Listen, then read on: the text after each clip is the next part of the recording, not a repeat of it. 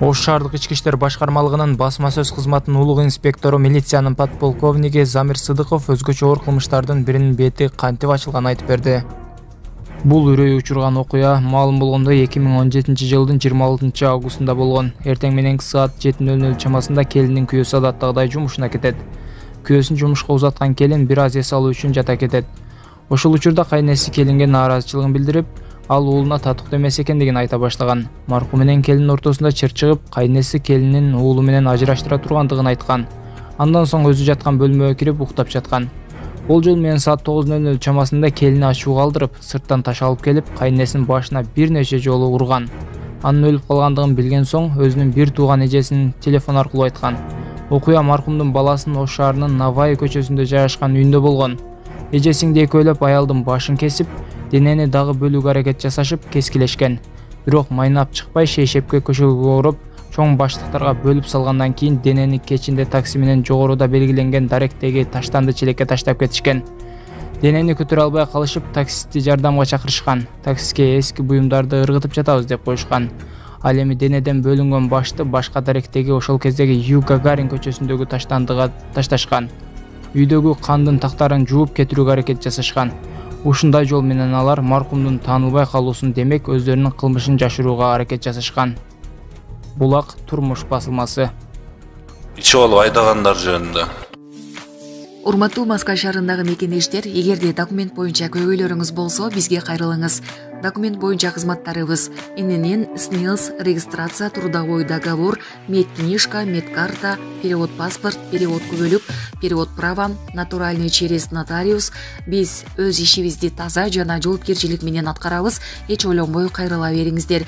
Биздин байланыш номерлер +7926 717 03 31. Эми ичип алып айдаганда кайтадан эле айдап атышат, аны бир 3 күнгө эле камап коюп атат. Бирок ошолор кайта эле эртеси айдаганда эми адамдык факторлор болуп атат, сүйлөшүп чечип чыгып кетип атышат да. Балким ушуну бир караштырып көрсөңүздөр, бир адам балким чөнтөгүнө ураптырбыз, бир штрафты көбүрөөк коюп турупчу, бир 50 000 коелу, дагы айдаса ичип алып, анда дагы экинчи жолу түшкөндө бир 70 000 100 000 ушу төбөсө турган кылып коюп койсок жакшы болмок да, бир ушуну караштырып койсоңуздар. Бек Матраимов 26 декабрга чейин абакта калтырылды. 1 май райондук соту УКМКнын башкы тергөө башкармалыгынын өтүнүчүн канааттандырып, Райым Матраимовду 26 декабрга чейин абакта калтырды. Райымбек Матраимов жана анын бир туугандары Тилек Руслан Исламбек Матраимовдор 25 мартта Азербайжандын атайын кызматы менен биргеликте Баку шаарында кармалып, 26 мартта Бишкекке алып келинген.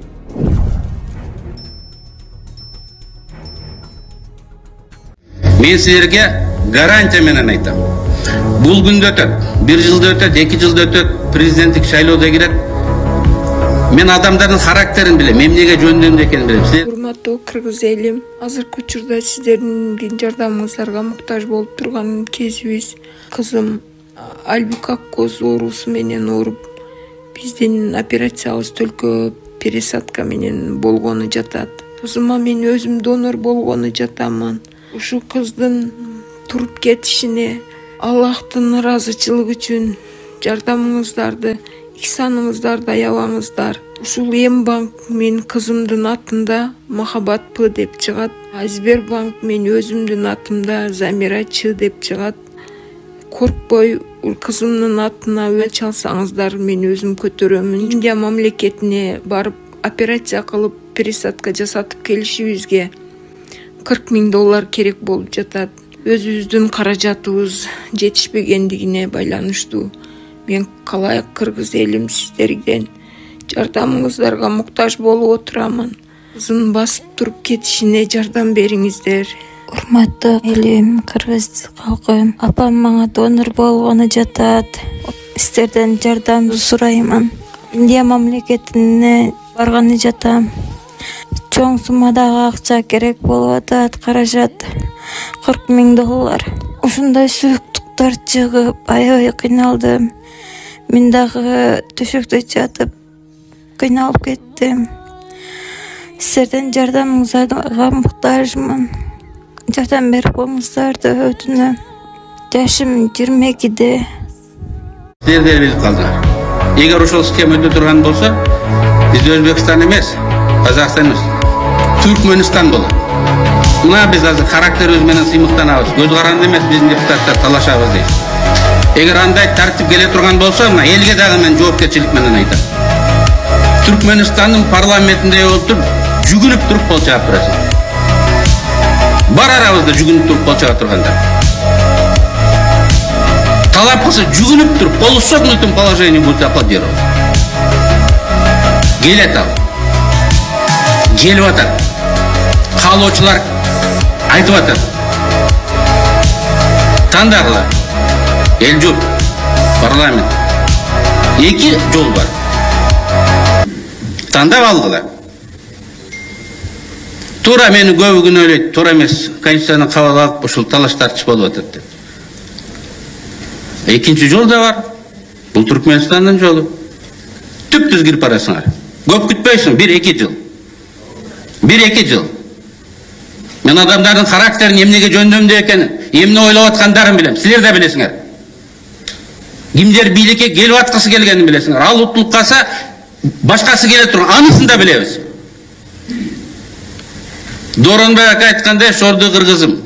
Просто выборың жок. Анысын тандасаң деле Мамайдын көрө, мунусын тандасаң деле Мамайдын көрө. Андан көрө ошол бүгүнкү система айдан ачык талашып, кыргыздын тиги менталитетинде бар. Кеңешип кескен бармак оорубайт деген. Дейп, ушундай ачык системаны сактабайбызбы? Туура кемчилдиги бар Конституциянын. Ошон үчүн 10 жылда карап көрөлү. Бут кийимди кийсең деле кайсыл жери кысат, бир 10 жыл дегендей билинди. Кайсыл жерде кемчилдиги бар экенин баарыбыз билебиз. Ошол жерлерин оңдо бербейсизби? Шайлоодон кийин. Шайлоо сөзсүз өтүш керек. Бул касалды айыктыруунун бир эле жолу бар. Диагноз так, лечениясы дайындалды. Бул шайлоо. Прокурор ээлеп алган гектарлаган жер мамлекетке кайтарылды. Бул туурасында мамлекеттик мүлктү башкаруу агенттиги билдирди. Маалыматка ылайык, учурдагы Жайыл районунун прокурору Маткасым Жапаровдун үй бүлөсү бак тигилген 17 гектар жерди мыйзамсыз колдонуп жүргөнү белгилүү болду.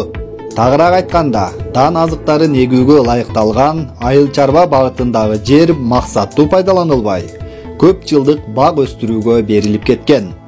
Анан калса, жерди убактылуу пайдалануу мөөнөтү 2017 жылы эле аяктаган. Ошого карабай, бир дагы укук аныктоочу документ же ижара келишимдери түзүлбөй, мыйзамсыз иштетилип келген. Андыктан аталган жерлер мамлекеттик мүлк катары кайтарып алынды. Азыркы учурда Айыл чарба министрлигине өткөрүп берүү жагы каралууда. Аталган жерлер Кара Суу райондук прокуратурасынын кийлигишүүсү менен өткөрүлгөнү айтылды. Белгилей кетсек, Маммүлк агенттиги өлкөдөгү мамлекеттик мүлк боюнча саясатты ишке ашырган жана коргогон орган болуп саналат.